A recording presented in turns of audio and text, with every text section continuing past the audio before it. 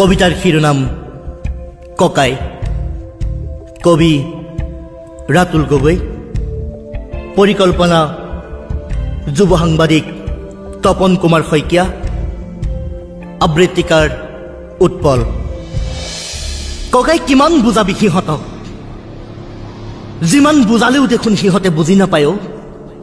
মই জানো এদিন তয়ো ভাগৰি পৰিবি।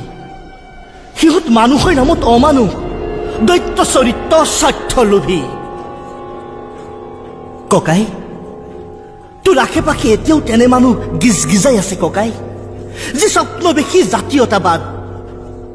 দিনৰ পোহৰত সিহঁত ডাঙৰ ডাঙৰ নেতা, মুখত জাতীয়তাবাদৰ শ্লোগান, কিন্তু সিহঁত ভণ্ড চৰিত্ৰ, সমাজৰ প্ৰতিবন্ধক।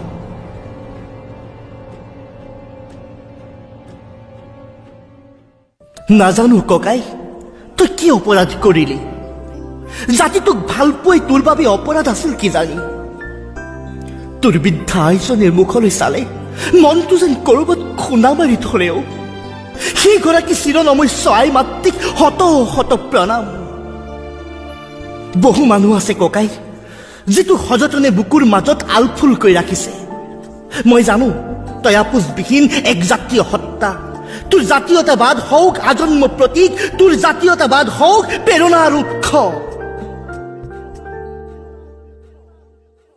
ককাই, লাহেকৈ অনুভৱ কৰিছো আমি বাৰু সঁচাকৈ নিৰাপদ নে?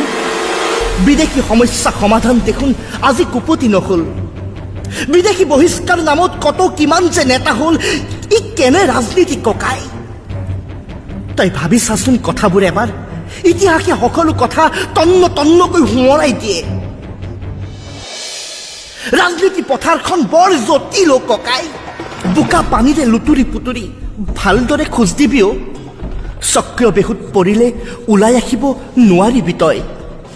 জাতিটোৰ বাবে অন্তত কিবা এটা হলেও যে তই কৰিবি বিশ্বাস আছে। তোক কিছুমানে বৰকৈ হাঁহে, বৰকৈ উপলুঙা কৰে। কৰিবলৈ দে, কিমান হাঁহিব তোক, কিমান উপলুঙা কৰিব, সেদিনটো অনুতপ্ত হ'ব।